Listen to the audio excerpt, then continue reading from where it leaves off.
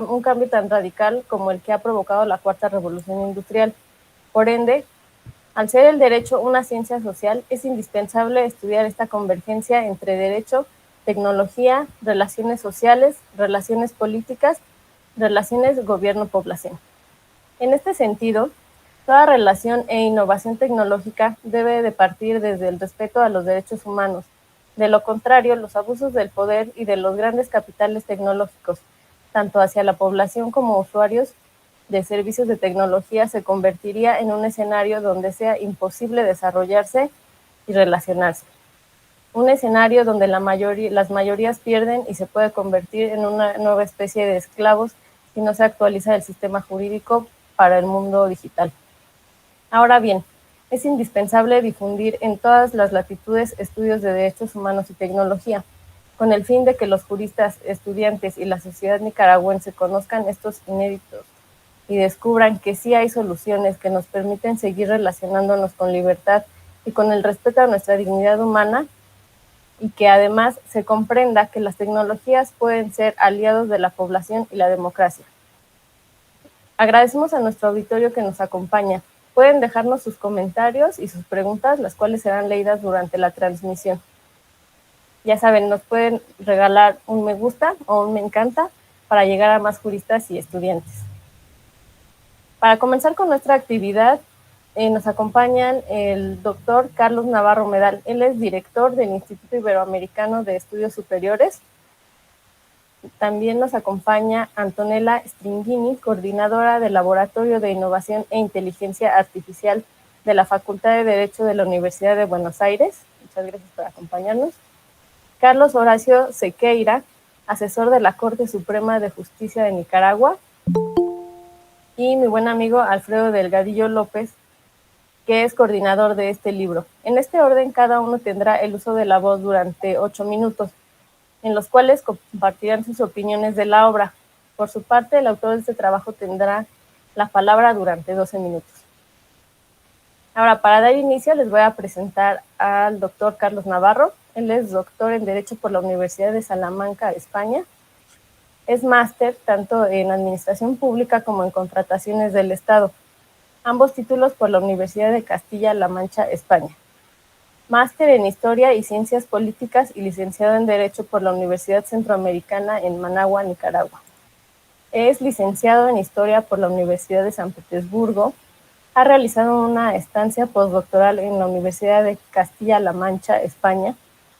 Igualmente pasantías de investigación en la Universidad de Berkeley, San Francisco, California, y en la Universidad de Heidelberg, Alemania. En la actualidad es director del Instituto Iberoamericano de Estudios Superiores. Por favor, doctor, le cedo la palabra por 8 minutos. Muy buenas tardes a todos y todas. Para nosotros los nicaragüenses es un verdadero placer el tener la presentación de este libro, Diálogo de Derechos Humanos, Tecnologías de la Información, ya que constituye verdaderamente un hito en Nicaragua debido a que hemos postergado la aprobación de una cantidad de leyes que son inherentes a un Estado de Derecho y principalmente a la reforma de la administración pública del Estado de Nicaragua. Tenemos pendiente la aprobación de una ley de procedimiento administrativo donde verdaderamente también existe la figura del acto administrativo. Además de eso, tenemos pendiente la aprobación de una nueva ley de contencioso administrativo de Nicaragua y se proyectó una ley también de administración electrónica. Sin embargo, no se ha aprobado y en la reforma a la Constitución del año 2014 se estableció claramente en el artículo 34 que la tutela judicial efectiva, el debido proceso, se establece no solamente para los procesos judiciales, sino también para el procedimiento administrativo. Asimismo, el artículo 131, inciso 4, inciso 5, se estableció la aprobación de una ley de procedimiento administrativo y el uso de tecnología para ese procedimiento en la relación de los administrados con la administración pública. Sin embargo, hemos postergado esta aprobación de estas leyes debido a acontecimientos que han ocurrido en nuestro país. Por lo tanto, hablar sobre la cuarta generación, ¿verdad?, de la tecnología es un reto y un hito para nosotros, y le agradezco la diferencia que he tenido con el pueblo nicaragüense, Alfredo Delgadillo, al amigo Alfredo Delgadillo, es muy versado en estos temas y uno de los grandes colaboradores, difusores de esta cuarta generación de la tecnología de la información. He visto el libro, que es muy sumamente interesante. Son temas verdaderamente inéditos y complejos para la realidad nicaragüense. Por ejemplo, la responsabilidad del Estado frente a los derechos de la cuarta generación es un tema que nadie lo ha tocado en Nicaragua en las tesis que se hacen tanto de pregrado, de licenciatura, como de posgrado. Y tampoco el tema relacionado con la relación entre los derechos humanos y esta revolución industrial de la cuarta generación, de la tecnología, del ciberespacio, del metaverso y el nuevo modelo de justicia que se puede dar en este caso a través de los medios tecnológicos. También son temas inéditos para Nicaragua, lo que tienen que ver con la inteligencia artificial y la protección de los derechos humanos, y también son temas que no se han abordado sobre la inteligencia artificial, la administración pública digital inclusiva. Son verdaderamente temas inéditos en Nicaragua. Por eso estamos muy, pero muy agradecidos que por primera vez en la historia de Nicaragua se toque ese tema tan importante de la cuarta revolución industrial. Entonces, ustedes, que yo lo único que hago es agradecerles por esta diferencia que han tenido con el Instituto Iberoamericano de Estudios Superiores de la Universidad Metropolitana de Nicaragua de presentar este libro, y me imagino que después de esta presentación muchos estudiantes de la maestría que hoy están conectados pues comenzarán a investigar, a presentar tesis, a presentar proyectos y a interesarse por estos temas, y creo que es parte de la academia incentivar verdaderamente el estudio de estos temas. Por lo tanto, para nosotros es verdaderamente un sueño, una utopía que se den en un futuro cercano los temas relacionados o basados en un nuevo modelo de justicia digital. Por lo tanto, yo les agradezco grandemente y espero escucharlos durante esta presentación y así motivar a otros alumnos que investiguen sobre estos temas que son muy importantes para el derecho, para el procedimiento y para la justicia en Nicaragua. Tengan muy bienvenidos a todos ustedes y les agradezco mucho la diferencia que han tenido con el Instituto para presentar este libro, que es de gran importancia, no solamente para Nicaragua, sino para América Latina. Gracias. Gracias a usted, doctor. Y no, más bien, yo creo que nosotros agradecemos la oportunidad a ustedes por dejarnos presentar el libro y por poder llevar este tema hasta los estudiantes de Nicaragua. Bien, ahora para continuar con la presentación del libro, les voy a presentar a Antonella Stringini. Ella es abogada egresada de la Universidad de Buenos Aires. Actualmente está cursando la especialización en Derecho Administrativo y Administración Pública en la misma casa de estudios.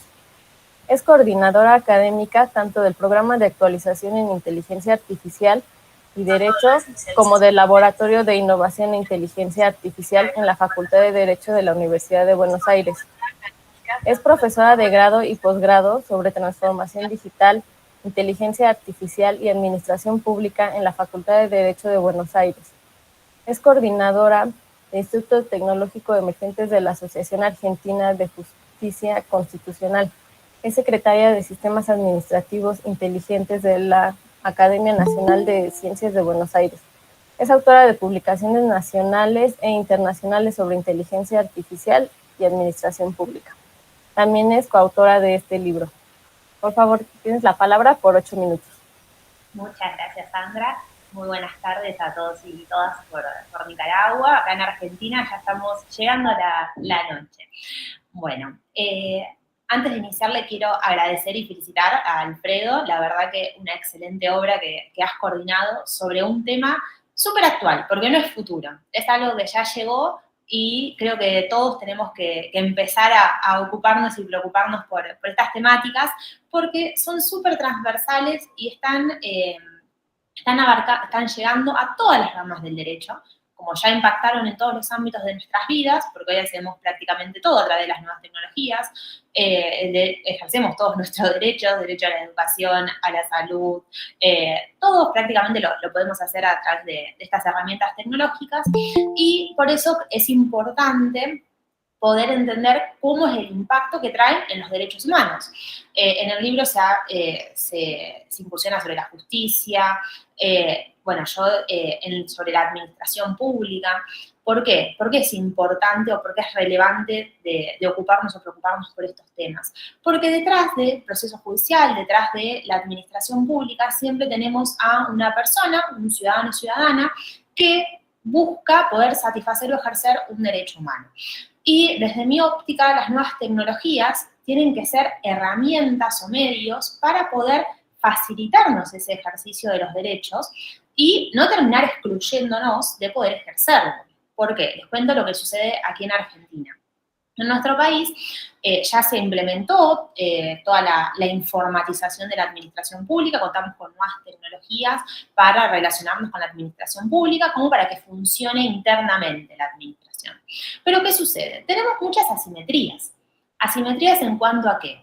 En cuanto al acceso a la tecnología, en cuanto al conocimiento, porque para poder utilizar estas herramientas tecnológicas partimos de la base que tenemos que tener Internet, acceso a Internet, e infraestructura tecnológica. Sin una computadora, un celular, nosotros no podemos relacionarnos con la administración. ¿Y qué sucede en nuestro país? Obviamente Argentina es muy grande y cuenta con distintas realidades.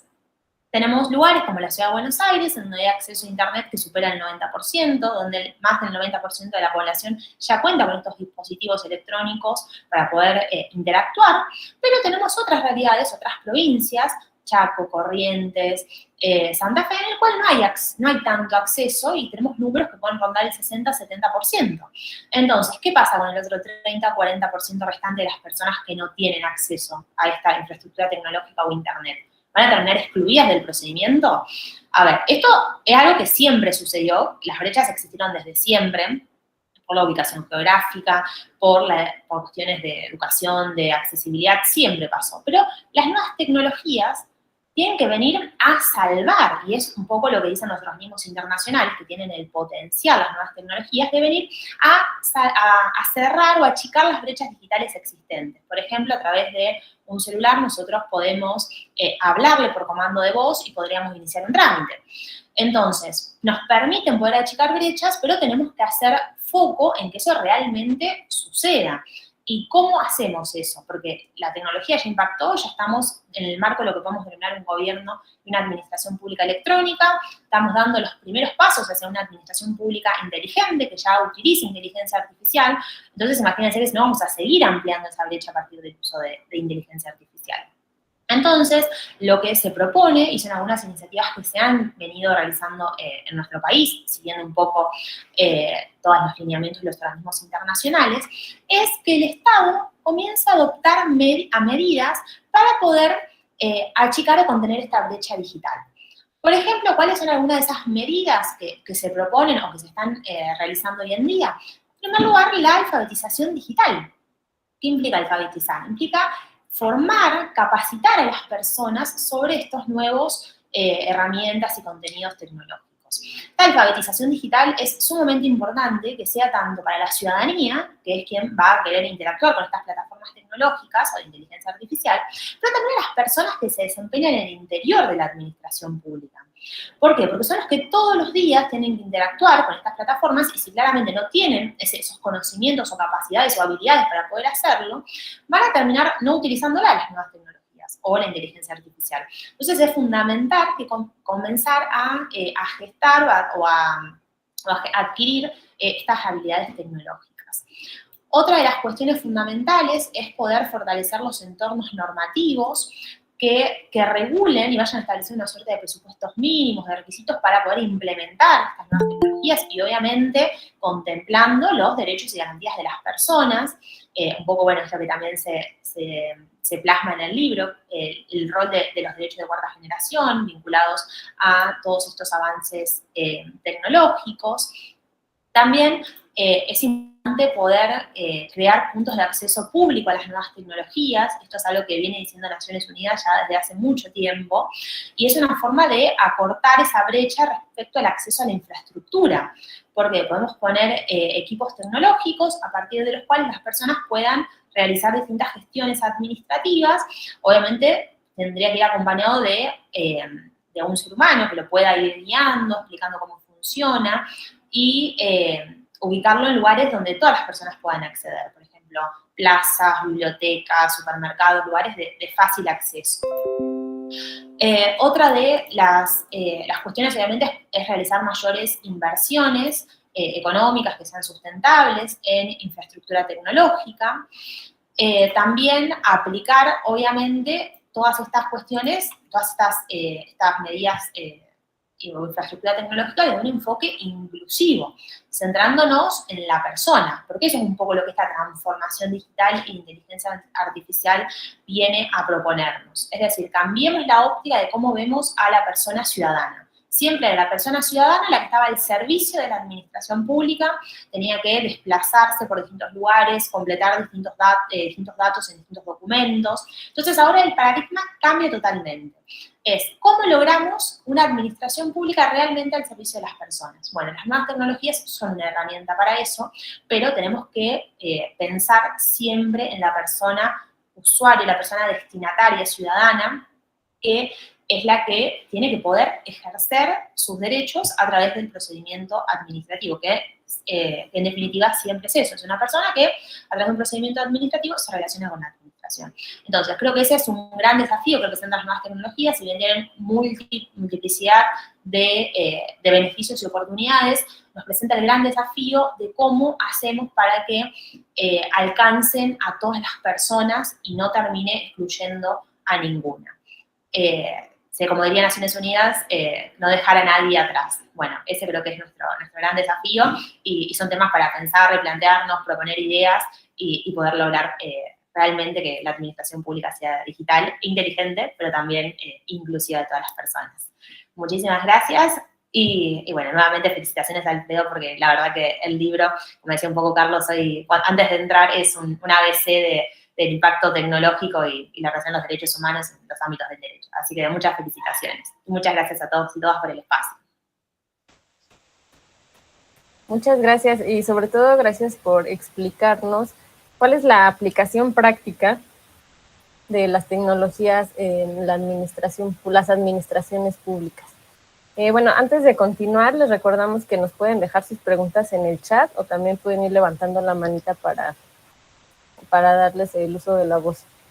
Bueno, para continuar con la presentación del libro, les va a continuar el licenciado Carlos Horacio Sequeira. Él es abogado, graduado en la Universidad Católica Redemptor's Mater en Managua, Nicaragua, máster en Derecho Tributario por la Universidad Católica Redemptoris Mater y actualmente es asesor de la Corte Suprema de Justicia de Nicaragua. Adelante, por favor. Muchas gracias, Sandra, por cederme la voz. Antes que nada, yo quisiera agradecer a la vida por presentarme a estos juristas tan insignes que de una u otra manera nos vamos encontrando. El libro se denomina Diálogos en Derechos Humanos, Tecnologías de la Información. El libro inicia enumerando, reconozco que es un instructivo incisivo de lo que en este momento se está desarrollando en mi país de manera muy insípida, quizás en otras latitudes latinoamericanas con una mayor intensidad, pero que tarde o temprano todos tenemos que ejercer sin resistirnos al cambio. Entonces, este libro empieza por decirnos la verdad, contándonos que son 3 generaciones de derechos humanos, que la primera generación es la de los derechos civiles y políticos. Básicamente, pues, la libertad, la integridad física y la dignidad de las personas. Luego, la humanidad logró alcanzar los derechos de naturaleza económica. Posteriormente, los derechos denominados de solidaridad, es decir, un medio ambiente sano, la paz, la libre determinación de los pueblos, la conservación del patrimonio cultural en la humanidad, etcétera. Luego están los que se denominan derechos de la 4ª generación. El primer autor del libro fue muy sincero y decir que para él sí eran de la 4ª generación, no obstante, habían otros autores que decían que son de la 3ª generación, que simplemente se ocupan en el ciberespacio. se aplican en el ciberespacio. Luego el libro avanza y Alfredo nos da las 4 características de los derechos humanos. Él dice que son universales porque son para todos los humanos del planeta, que son interdependientes porque establecen relaciones recíprocas entre sí, que son indivisibles y que son progresivos. Él dice, perdóname Alfredo si estoy confundido o si leí mal o estoy recordándote mal, que son derechos de tercera generación que básicamente se aplican en la 4ª revolución industrial.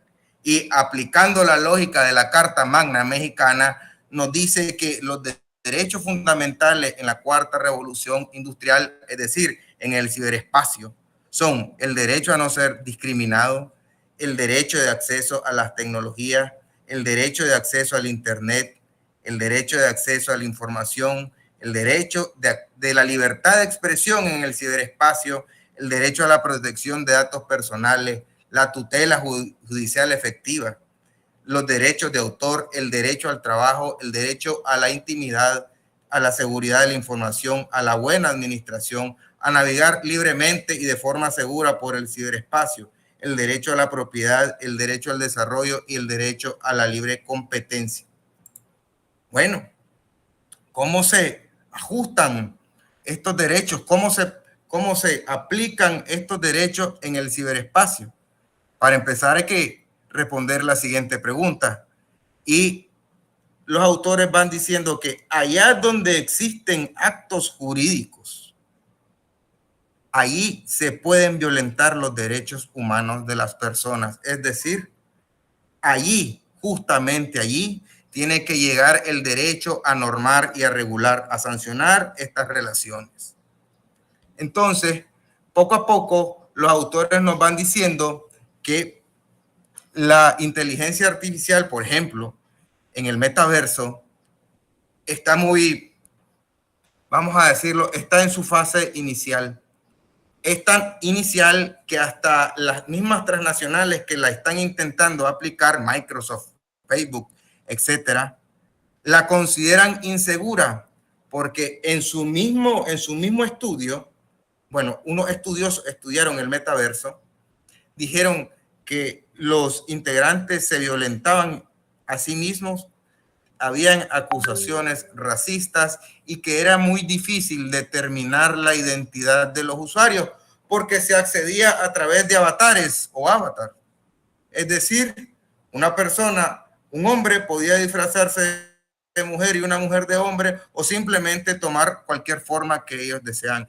Entonces, la seguridad del ejercicio y de la punición o del castigo al infractor de estos derechos, por así decirlo, en el metaverso no es segura. Personalmente pienso que la ingeniería, sin dejarla avanzar a la par del derecho, nos irá solucionando estos problemas como ya lo hizo con la prueba electrónica hasta hace 40 años. Bueno, la inmensa mayoría de los que estábamos aquí no habíamos nacido. Y era repudiable por los tribunales de justicia presentar un video o presentar hasta hace 20 un CD o un disquete. No obstante, existen nuevas formas para determinar la autenticidad del documento. De manera que con el pasar del tiempo estoy seguro que habrán otros mecanismos para asegurarnos la autenticidad de la identidad de los usuarios. Ahora bien, esto del ciberespacio plantea otros problemas y es que la violación o la transgresión de los derechos fundamentales ya no solo es aquí por la administración pública, sino que también sea por terceros, por terceras personas o por usuarios o por concesionarios o usuarios, digamos, los bancos. Un banco adquiere una licencia y está acostumbrado a despachar de manera electrónica. Hoy, quien no tiene una billetera electrónica, quien no tiene una cuenta de banco desde su celular y hace giros bancarios a cualquier persona dentro o fuera del país, pues prácticamente pues serán las personas muy mayores, ¿no? Entonces, así estoy seguro que la ingeniería nos dará soluciones a estos problemas. Ya nos la dio respecto a las transferencias bancarias, nos la dará respecto al ciberespacio y al metaverso. De eso estoy seguro. Me hicieron recordar lo que en derecho administrativo el doctor Navarro y Alfredo Delgadillo pues saben, y es que el control de la actividad administrativa antes solo era contra las potestades regladas, estaba fuera del control del juez controlar la discrecionalidad o la vía. De hecho, hace 50 años eso era así. Hoy se enjuician conductas, hay plena jurisdicción. Entonces confío en que ustedes, los estudiosos, vayan denunciando y delimitando el control de estas cosas.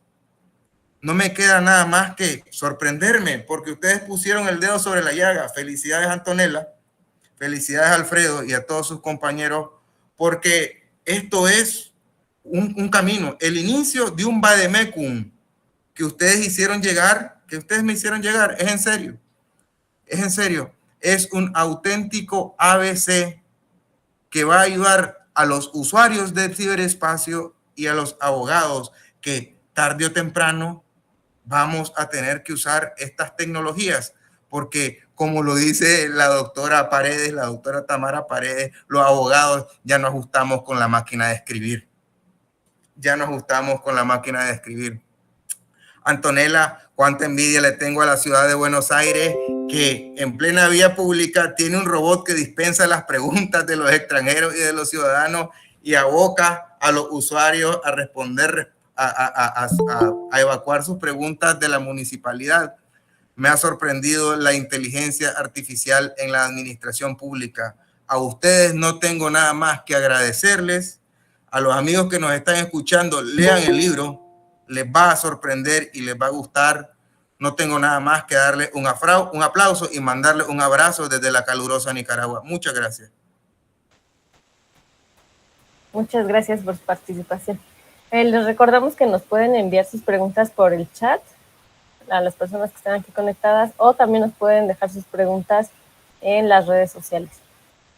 Bueno, ya para terminar con la presentación del libro, vamos a presentar a Alfredo Delgadillo López, que él es el coordinador de este libro que estamos presentando. Es abogado egresado de la Universidad Autónoma de Nayarit, es litigante, profesor de Derecho Informático y de Derecho Administrativo en la Universidad Autónoma de Nayarit, adscrito a la Academia Mexicana de Derecho Informático, formador de la Escuela de la Función Judicial de Ecuador, titular del programa Derecho Público en Acción en el Centro Virtual de Estudios de la Gestión Pública. Es autor de artículos y trabajos sobre la convergencia entre derecho administrativo y derecho digital. Por favor, te cedemos la palabra por 12 minutos. Hola, muchas gracias por la presentación y por la moderación, mi estimada Sandra. Y bueno, también me permito agradecer al auditorio que nos acompaña aquí en la sala y a los que nos acompañan también en las redes sociales del Instituto Iberoamericano de Estudios Superiores. Muchísimas gracias por interesarse en este tema y mi felicitación, porque eso demuestra que son juristas comprometidos con los avances tecnológicos, es decir, interesados en una ciencia jurídica adaptada a estos tiempos modernos. Y bueno, también quiero decirle a mi querido amigo, el doctor Carlos Navarro, que es un placer compartir los micrófonos con él, porque es una bonita anécdota, ¿no? Cuando uno primero lee a los profesores y los conoce primero a través de los libros y después tiene el gusto de ser amigo de ellos, es algo muy, muy bonito. Y con mi estimado amigo Carlos, siempre apoyando y comprometido en cuestiones académicas, un gran ejemplo también de un jurista serio y que estudia los temas más divertidos de la ciencia jurídica, ¿no? Los del derecho público. Y Antonella, que Antonella sabe, yo todas las presentaciones donde está Antonella, yo siempre se lo digo públicamente, yo soy fan del trabajo de Antonella, entonces me siento muy contento, para mí es un honor. Y también saludar a los amigos ahí de Ecuador, como el buen Andrés, que nos acompaña en la transmisión y también es coautor del libro. Un saludo, Andrés. Y para para no aburrirles, porque realmente de los artículos, yo creo que todos son muy divertidos, menos el mío. Por ejemplo, el de la responsabilidad patrimonial del Estado frente a los derechos de cuarta generación, es como decía en un inicio el doctor Carlos, ¿no? Es algo que no se ha estudiado mucho y es algo que puede dar a muchos, a profundizar en muchos estudios de licenciatura, de maestría en tierras nicaragüenses. Entonces, imagínense lo interesante de poder indagar más allá con una perspectiva comparada de lo que está sucediendo en Ecuador. Y esto es algo muy creo que yo diría muy destacado, que el mérito, los dos méritos de la obra pueden ser que es desarrollada y fue trabajada para que sea apta no solamente para juristas, es lo que hemos mencionado aquí. La idea es que sea accesible y que tengamos una idea de en qué consiste esta convergencia entre derechos humanos y tecnología. Entender que también en estos escenarios que son inéditos algunos ya no tanto, como una audiencia en el metaverso que se desarrolla en Colombia, podemos entender como punto de partida a los trabajos que aquí se desarrollan. También otro gran mérito es no es el de mío por coordinar la obra, sino el saber quiénes son los profesores destacados en Latinoamérica que han estudiado estos temas. Por ejemplo, conocer el trabajo del maestro Joel Gómez y saber que él puede aportar algo muy relevante desde su óptica como experto en derecho y tecnología. Eso es algo que podemos destacar. Él ya habla de los derechos humanos en el metaverso. También la multidisciplinariedad, porque no solo aparecen expertos en derecho digital, sino expertos en derecho constitucional que han adaptado sus conocimientos a estos escenarios tecnológicos.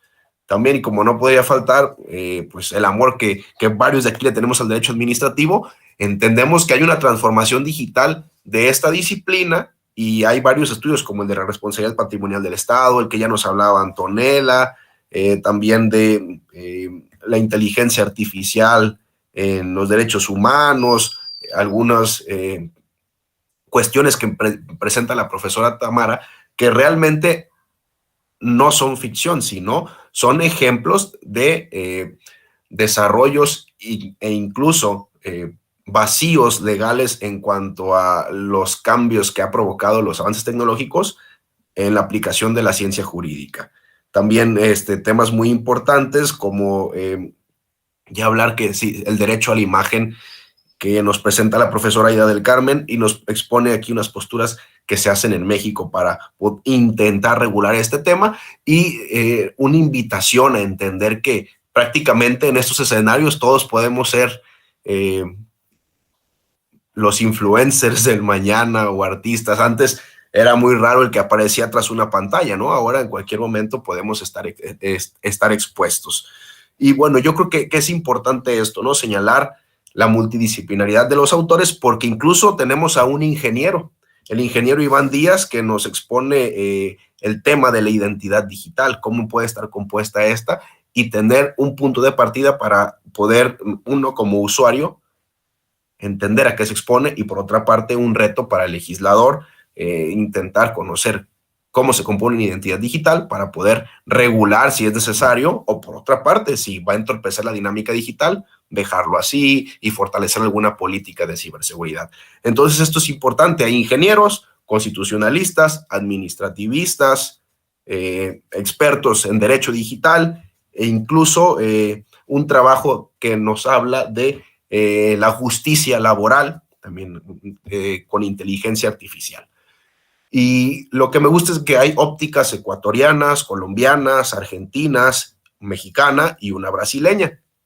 Y esto hace un trabajo más enriquecedor, ¿no? Es como cuando vamos a la reunión de Año Nuevo con los amigos y algunos salieron a otros lugares y nos reunimos todos y pues disfrutamos, ¿no? De alguna plática de los temas en común que tenemos de la niñez, ¿no? O algunos recuerdos, si no en la familia, de bellos momentos que pasábamos. yo me siento en este libro como ese amigo que se reúne con ellos al fin de año y celebran con temas en común, que los divierte, y también entender que el trabajo realmente no es para quejarnos, al contrario, estamos felices escribiendo, investigando de estos temas, intentando poner un granito de arena, y bueno, eso es un trabajo muy bonito, ¿no? Poder reunirse con amigos que son expertos sobre el tema y que hacen que lo difícil sea más fácil, y por eso a mí me da muchísimo gusto que hayamos podido llevar a cabo esta obra, que además es producto de una serie de 12 libros que hablan sobre derechos humanos. La Comisión de Derechos Humanos del Estado de México, bajo la dirección de la maestra Mirna, quien es una seria y una impulsora del estudio de los derechos humanos y de lo académico, ella tuvo esta gran idea. Ella fue la artífice de esta colección de 12 tomos en derechos humanos. Y bueno, hay temas desde el aborto, desde los pueblos indígenas, derechos de periodistas, libertad de expresión, pero la verdad, ¿a poco no el más divertido no es el de tecnología? Es el que más reto y compromiso tiene tanto para el autor como para el lector. Y entonces, lo que yo quiero celebrar también es que tenemos al alcance de un solo clic una obra libre, gratuita, para que podamos compartir opiniones, estudiar perspectiva comparada, no importa si eres estudiante de licenciatura, estudiante de maestría, estudiante de doctorado. El objetivo es, gracias a estos grandes autores que conocen bien el tema, provocaron que lo que puede ser una tarea compleja sea más sencilla y podamos todos tener un lenguaje común, alfabetizando digitalmente a los juristas con estos temas. Por ejemplo, el artículo del ingeniero Iván sí viene un poco más para uno que es jurista, digamos que es un poco más complejo, pero realmente el profesor Iván, en su carácter de ingeniero, pero también de profesor, intentó hacer un lenguaje común, ¿no? Y entonces, ¿qué va a pasar? Tenemos un punto de partida, estudiamos derechos humanos y tecnología, y podemos hacer, en cuanto a nuestra área específica, no importa si somos litigantes, funcionarios, profesores, una ciencia jurídica enriquecedora, una ciencia jurídica viva, ¿no? Y bueno, yo nada más quería destacar estos temas. Yo hablo de los derechos constitucionales en tiempos de la Cuarta Revolución Industrial, y bueno, yo soy de la teoría, yo me voy a la teoría que señala que los derechos fundamentales y los principios ya están regulados en la Constitución mexicana, y por lo tanto se hace un estudio de los que están ya positivizados y cómo podemos adaptarlos a los escenarios digitales. Por ejemplo, el derecho a la propiedad con la adquisición de bienes que se encuentran en el metaverso. Pues ya obviamente no podemos complicarnos la vida intentando regular esto cuando el punto de partida lo tenemos en el artículo 27 de la Constitución mexicana. Ahí tenemos las pautas, entonces nada más hay que adaptarla al escenario, ¿no? Perdón, aquí otros autores hablan de los derechos de cuarta generación, y entonces también estos debates son más enriquecedores. A título de libro de diálogos, realmente es un diálogo en el cual estamos exponiendo posturas, en la cual, por ejemplo, algunos tenemos la idea de que es mejor partir de lo general, de los principios básicos del derecho público, para no entorpecer el desarrollo tecnológico que nace para el ser humano, lo desarrolla el ser humano, y su objetivo es mejorar las condiciones del ser humano, tanto en lo individual como en lo colectivo, y no desnaturalizarlo. Si nos olvidamos de que la técnica y la tecnología nacen y son para el ser humano, no vamos a desnaturalizarlo. El problema aquí es que, de hecho, leía una frase de Stephen Hawking en la mañana que decía que uno de los grandes peligros de la humanidad es que la inteligencia artificial tenga éxito. Yo no estoy de acuerdo con esta frase porque si el ser humano desarrolla inteligencia artificial para el beneficio de la colectividad, entonces podemos tener una herramienta ideal, nunca antes vista, para tener las facilidades que nos permitan tener una relación más cercana con las administraciones públicas como nunca la habíamos tenido y la mejora de servicios públicos. Entonces, yo celebro, por ejemplo, de los artículos que más me gustó, y no es porque estés aquí, Antonella, también lo he dicho en otros foros, es como nos habla Antonella de esta administración pública inteligente, y también un artículo que recomiendo mucho es el de los derechos humanos en el metaverso, porque ahí también nos habla de cuáles de estos derechos en el metaverso ya tenemos positivizados en las constituciones. Entonces, la invitación ahí está abierta. Los invito a que podamos reunirnos, pero principalmente profundizar en estos temas, porque nos hace muchísima falta. Hay poca certidumbre jurídica en cuanto a la ciberseguridad. Estamos siempre con la duda de si nuestros datos están protegidos en entornos digitales y al final de cuentas, si nosotros como juristas dejamos estos escenarios a los que desarrollan software que no tienen idea de derechos fundamentales, que no tienen idea de qué es la buena administración pública, pues nos exponemos a que la tecnología que se está desarrollando pierda su finalidad de servir al beneficio individual del ser humano y al beneficio colectivo del mismo. Y pues muchísimas gracias, querido Carlos, mi estimada Sandra, Antonella, Carlos Horacio. Para mí, créanme que esta tarde es muy bonita, me divertí mucho con ustedes, una tarde cafetera, aquí en México todavía es tarde, no estamos tan noche, y pues fue como tomarme un café con amigos, hablando de alguna pasión en común, pónganle el título que quieran, literatura, fútbol, y en este caso de tecnología y derecho. Muchísimas gracias. Muchas gracias. Bueno, pues agradecemos al doctor Carlos Navarro Medal, a Antonella Stenghini, a Carlos Horacio Sequeira y a mi buen amigo Alfredo, y principalmente al auditorio del Instituto Iberoamericano de Estudios Superiores. También les comento que en el chat y en el chat de Facebook les puse el link, les compartí el link para que puedan tener ingreso gratuito al libro, lo pueden descargar y por favor compartan.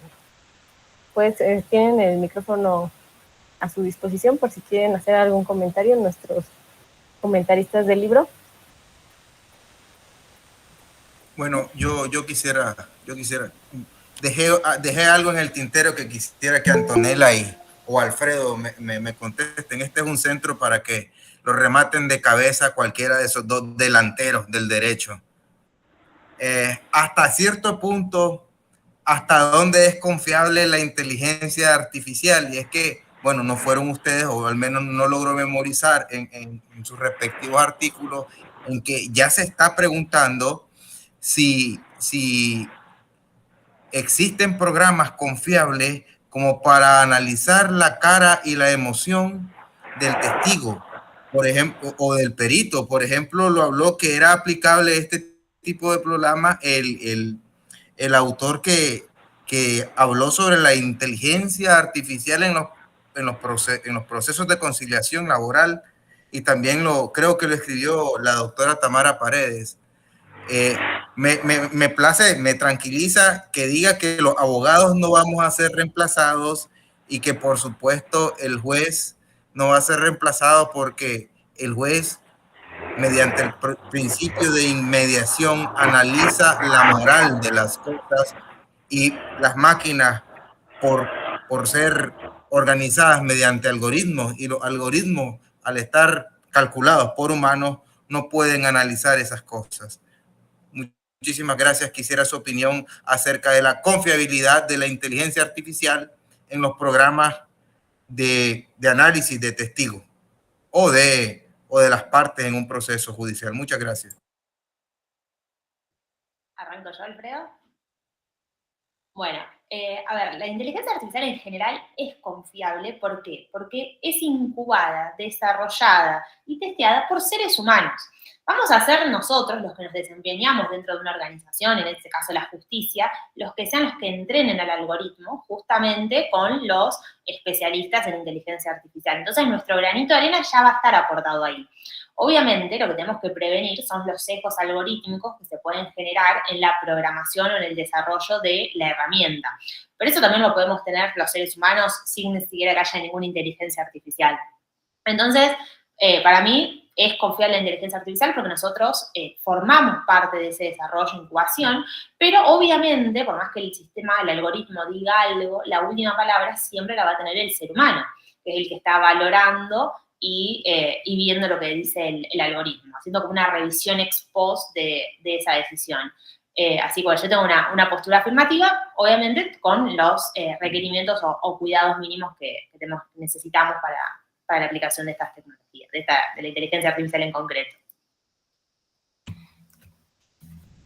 Aprovecho para sumarme a lo que dice Antonella, pero antes dejo un saludo a David Antonio García Saib, que nos manda saludos desde Facebook, y algo en ese sentido, también nos deja un comentario de la inteligencia artificial. Entonces, un saludo a David y un saludo al profesor Carlos Hernández, que nos dice saludos desde El Salvador, y muchos saludos a Carlos Horacio y a Carlos Navarro, rockstars del derecho administrativo centroamericano.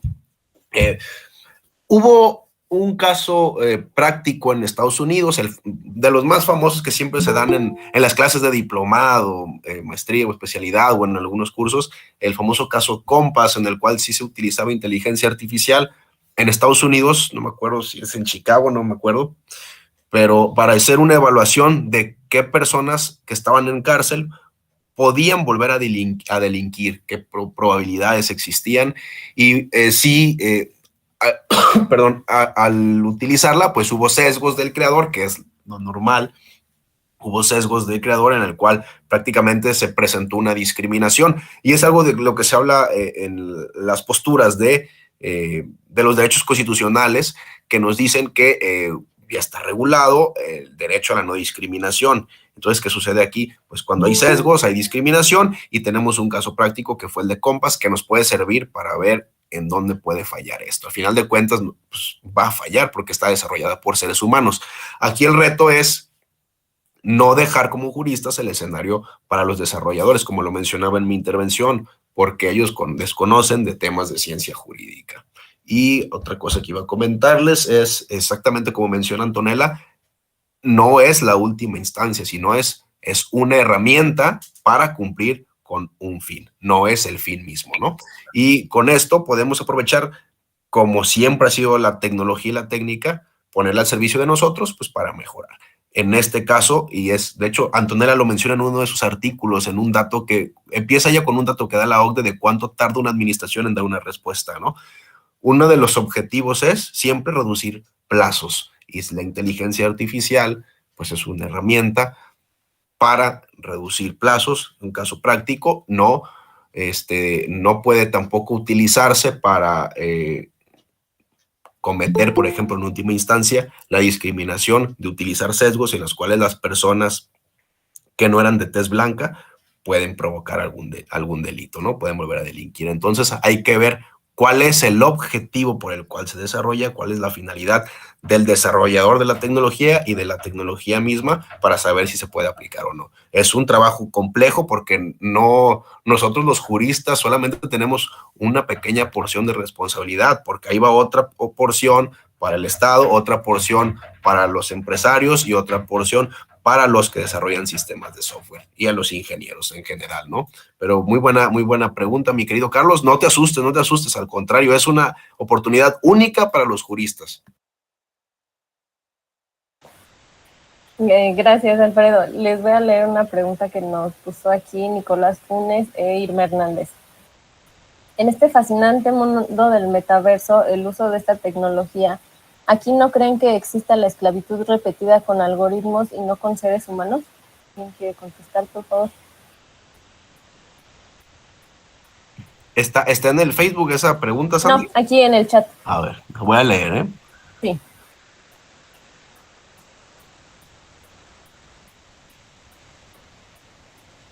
Pues es mejor ser historiador que profeta, ¿no? Pero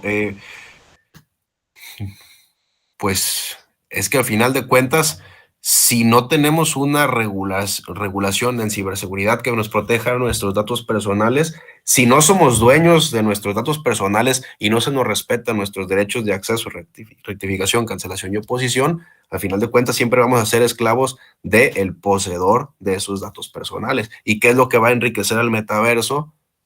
Nuestros datos personales, que es lo que ha enriquecido a Facebook y a redes sociales, el acceso que tienen nuestros datos personales, ¿no? Entonces aquí mi opinión es, si no mejoran las políticas de ciberseguridad y si tampoco existe una cultura de los usuarios de proteger nuestros datos en entornos digitales, pues sí seríamos un nuevo tipo de esclavitud. De hecho, el buen amigo Carlos Matute tiene si no me falla, es una columna de eso.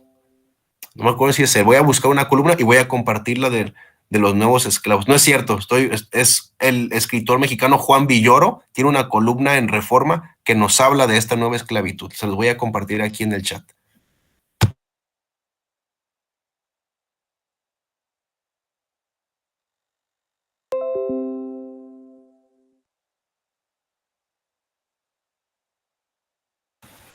Pues me parece que ya no tenemos más preguntas.